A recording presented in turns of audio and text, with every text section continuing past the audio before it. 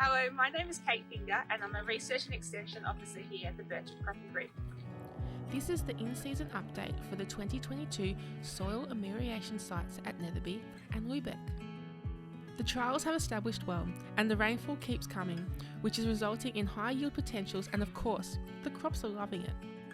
Temperatures throughout the season have been average, and to achieve our yield potential, it will be very important that we are onto our fungicide regimes and keep feeding the crops to get this in the bag. At the trial sites this year, we've undertaken a range of assessments. Early assessments included plant emergence counts to determine how well the crop was establishing, but also to make sure we were identifying any treatment differences that may be occurring. Later in the season, we flew the drone to look at the NDVI imaging of each plot, which is essentially measuring the greenness of the crop or how thick the canopy is. At flowering, we undertook biomass cuts to measure overall plant biomass and see if the treatments were having any effect. And later in the season, after harvest has occurred, we will be looking at grain yield, as well as quality parameters including protein, moisture, screenings, as well as test weights. At the Lubeck site, our plots were both non-ripped and ripped to a depth of approximately 30 centimetres, with treatments including a control with no amendments, chicken manure with a rice hull base at 20 tonnes per hectare, chicken manure at 20 tonnes per hectare plus clay at 200 tonnes per hectare, and clay at 200 and 300 tonnes per hectare respectively. The Lubeck trial site contains a typical wall sand, which is a coarse sand with clay ribbons from 40 centimetres. This site was selected as it was a consistently underperforming area of a grower's paddock.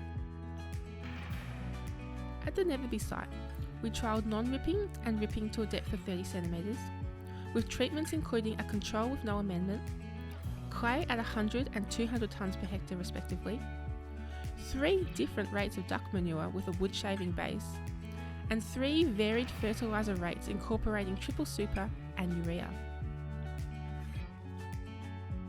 We've moved down to the back end of the trial site here at Lubeck and we're looking at some of the treatments that we propose. So in front of me here is our control plot. So it's had nothing done to it from 2019 onwards, apart from a little bit of fertiliser at sowing. You can see here the stand is quite thin, the crop height isn't particularly high, there's not a lot of leaf material. In comparison, next door here is one of our clay treatments. So we put in this particular plot 30 tonnes per hectare of clay on the surface, and we spread that by shovel back in 2019, and then since then it's just had some nutrition at sowing.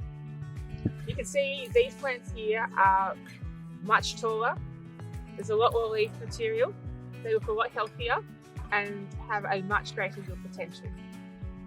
We've moved across a couple of plots now to have a look at another treatment. So earlier I spoke about this one here, which is our clay and 300 tonne per hectare. And right next door, we've got one of our chicken manure treatments.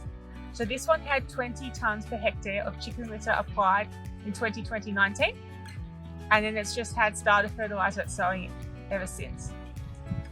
As you can see, it's also quite tall and it's got quite a lot of plant material, lots of leaf area in comparison to the control.